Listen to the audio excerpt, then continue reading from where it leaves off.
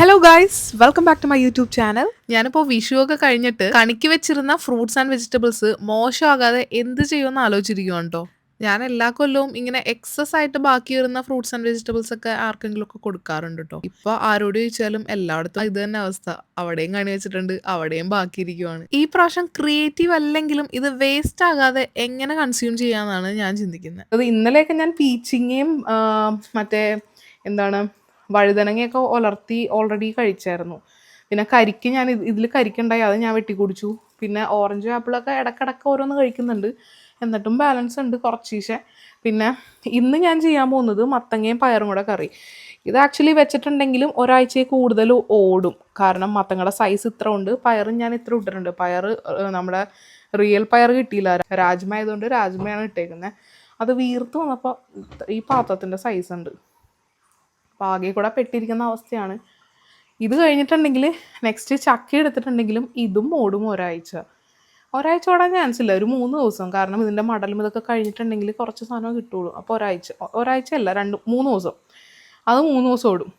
അപ്പോൾ മൊത്തത്തിൽ പറഞ്ഞാൽ വിഷു കഴിഞ്ഞിട്ടുണ്ടെങ്കിൽ ഒരു ഒരു ഒരു മാസത്തേക്ക് പച്ചക്കറി ആയിരിക്കും. പിന്നെ ഇത് കഴിഞ്ഞിട്ടുണ്ടെങ്കിൽ നമുക്ക് കായ എടുക്കേണ്ടി വരും അല്ലേ. കായ എടുത്ത് കഴിഞ്ഞിട്ടുണ്ടെങ്കിൽ പിന്നെ അതേ കപ്പങ്ങ കായനയിൽ മുന്നേ കപ്പങ്ങ എടുക്കേണ്ടി വരും കേട്ടോ, അല്ലെങ്കിൽ അത് പഴുത്തു പോകും.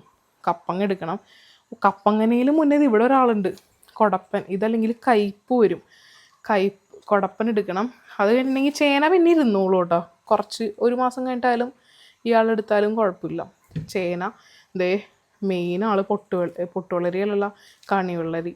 എനിക്ക് ഒരു ഐഡിയ ഇല്ല കേട്ടോ ഇത് വെച്ച് എന്താണ് ചെയ്യേണ്ടതെന്ന്. സത്യം പറഞ്ഞാൽ എനിക്കൊരു ഐഡിയ ഇല്ല. അതുപോലെ ബീട്രൂട്ട് തോരൻ വെക്കാൻ കുഴപ്പമില്ല, ഇരുന്നോളും ഫ്രിഡ്ജിൽ 1 മാസം.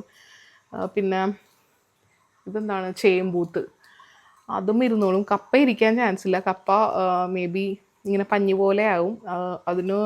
ഇത് ആക്ച്വലി വൈകുന്നേരത്തെ ചായക്കൊക്കെ കപ്പ പോലത്തി എടുക്കാവുന്നതാണ്, കുഴപ്പമില്ല. ഇത് സഹിക്കബിളാണ്. പൈനാപ്പിളൊക്കെ ഞാൻ എന്ത് ചെയ്യും ഇത് ആക്ച്വലി.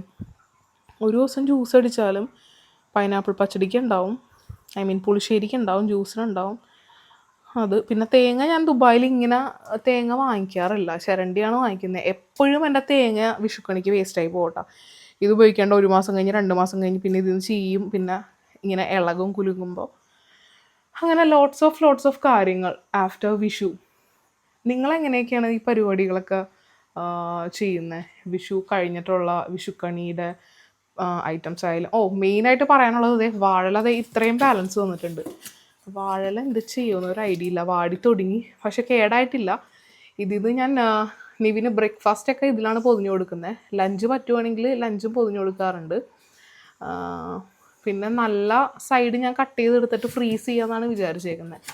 ഇത്രയും കാര്യങ്ങളാണ് എനിക്ക് വിഷുവിന് ബാലൻസ് ആയിട്ട് വന്നേക്കുന്നത്. ഇനി ഒന്നില്ലെങ്കിൽ ഇത് ആരെങ്കിലും കൊണ്ടുപോകണം. ഇപ്പം ഞാൻ കൊടുക്കുമ്പോൾ ആരെങ്കിലും അത് വാങ്ങിക്കണം. അല്ലെങ്കിൽ ഇതൊരു മെനു സെറ്റ് ചെയ്യണം, 1 മാസം കംപ്ലീറ്റ് വെജിറ്റബിൾ. കാരണം നമ്മുടെ വിഷുവിൻ്റെ സദ്യ നോൺ വെജ് ആയതുകൊണ്ട് ആയിരിക്കാം ഒരു ശിക്ഷ പോലെ നമുക്ക് വെജിറ്റബിൾ കഴിക്കാനുള്ള യോഗം ഉണ്ടാക്കി തന്നത്. അപ്പോൾ അങ്ങനെയൊക്കെയാണ് കാര്യങ്ങൾ. ഞാൻ കണിയിൽ വെച്ച മത്തങ്ങ കേട്ടോ, മത്തങ്ങ വെച്ചിട്ട് ഞാൻ മത്തങ്ങയും പയറും കൊണ്ട് ഒരു എരിശ്ശേരി അല്ലെങ്കിൽ മത്തങ്ങ പയർ കറി, അതാണ് ഉദ്ദേശിക്കുന്നത്. അതിന് പയർ എനിക്ക് നോർമൽ പയർ കിട്ടിയില്ല, ഇത് രാജ്മ കേട്ടോ യൂസ് ചെയ്യുന്നത്. എനിക്ക് അത്ര വലിയ താല്പര്യമില്ല രാജ്മ ഇട്ടിട്ട് ഈ മത്തങ്ങയും പയറും വെക്കാൻ, എന്നാലും ഞാനത് എടുത്തിട്ടുണ്ട്. പിന്നെ ഞാൻ ചോറ് വെക്കുവാണ് കേട്ടോ. ചോറും മത്തങ്ങയും പയറും കറിയാണ് ഇന്ന് ഞാൻ ചെയ്യുന്നത്. ഞാനിപ്പോൾ വെള്ളം ലാഭിക്കാനായിട്ട് ഞാൻ ചോറൊക്കെ കഴുകിയ വെള്ളം, ഈ പയറൊക്കെ കഴുകിയ വെള്ളം ഒക്കെ ഞാൻ ഇങ്ങനെ കളക്ട് ചെയ്തിട്ട് ഞാൻ ചെടിക്ക് ഒഴിക്കാറാണ് കേട്ടോ പതിവ്. അങ്ങനെ ചോറെല്ലാം വെച്ച് ഫുഡെല്ലാം കഴിച്ച് മെനു ഒക്കെ ഒന്ന് സെറ്റ് ചെയ്തതിന് ശേഷം നമ്മൾ വൈകിട്ട് പുറത്തിറങ്ങാന്ന് വിചാരിച്ചിട്ടുണ്ടായിരുന്നു. അതും ഒരു മേജർ ക്രേവിങ് മാറ്റാൻ. ഇനിയും 2 മിനിറ്റ് കാണിക്കുന്നുണ്ട്. ഇനിയും വഴി തെറ്റിച്ചാൽ ഇനിയും വൈകി പോവാം നമുക്ക്. ഇന്നൊരു ക്രേവിങ് സാറ്റിസ്ഫൈ ചെയ്യാൻ വേണ്ടിയിട്ടുള്ള ഒരു പോക്കാണ് കേട്ടോ. നിങ്ങൾ ശ്രദ്ധിച്ചിട്ടുണ്ടാവോന്ന് എനിക്കറിയില്ല, കഴിഞ്ഞ വീക്കിൽ ഞാൻ ഇൻസ്റ്റഗ്രാമിൽ ഒരു സ്റ്റോറി ഇട്ടിട്ടുണ്ടായിരുന്നു. എക്സാക്ട്ലി ഒരു പാതിരാത്രി 2 മണിയൊക്കെ ആ ഒരു ടൈമിൽ നമ്മുടെ കോമ്പൗണ്ടിലെ ഈ ഒരു മതിൽ ചാടിയിട്ട് സ്റ്റാർബക്സിൽ നിന്ന് ഹോട്ട് ചോക്ലേറ്റ് വാങ്ങിച്ചു കുടിച്ചിട്ടുണ്ടായിരുന്നു. അപ്പോൾ ഇന്നും ഒരു ഹോട്ട് ചോക്ലേറ്റ് ക്രേവിങ് വന്നതുകൊണ്ട് നമ്മൾ മതിൽ ചാടാൻ പോകുന്നതല്ല, പകരം നാദൽ ഷിബയിലെ ദുബായിലെ വിന്റർ സീസണിൽ ട്രെൻഡിങ് ആയിക്കൊണ്ടിരുന്ന വൈറൽ ഹോട്ട് ചോക്ലേറ്റ് കുടിക്കാൻ വേണ്ടിയാണ് പോകുന്നത്.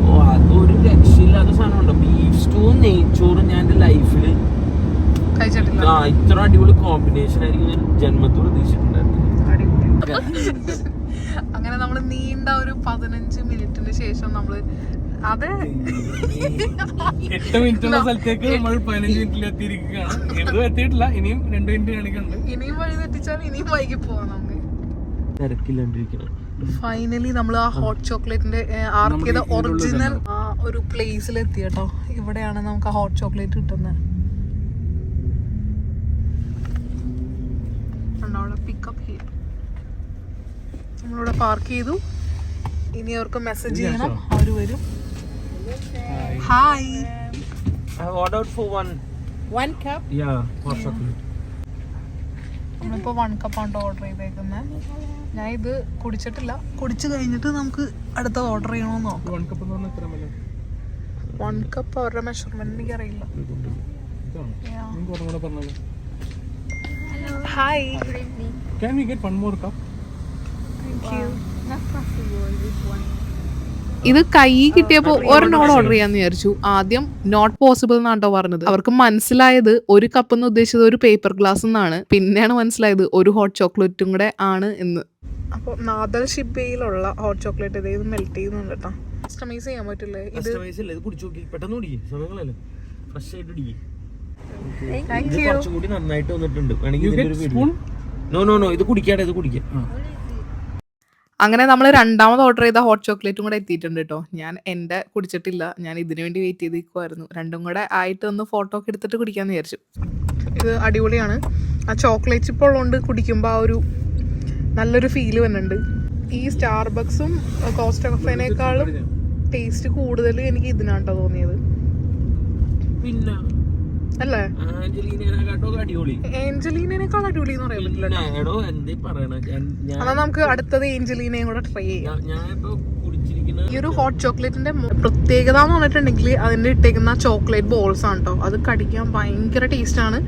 മാത്രമല്ല ചോക്ലേറ്റ് ബോൾസിന്റെ ഔട്ടർ ലെയർ ഉണ്ടല്ലോ, അത് മെൽറ്റ് ചെയ്തിട്ട് അകത്തൊരു ക്രിസ്പി ഒരു ഐറ്റമാണ്. അത് കഴിക്കാനാണ് അടിപൊളി. അപ്പോൾ നമ്മുടെ ഇന്നത്തെ ക്രേവിംഗ് ഒക്കെ സാറ്റിസ്ഫൈ ചെയ്ത് വീട്ടിലോട്ട് പോവാണ്. അപ്പോൾ പുതിയൊരു വീഡിയോ ആയിട്ട് അടുത്ത വ്ളോഗിൽ കാണാം. ബൈ.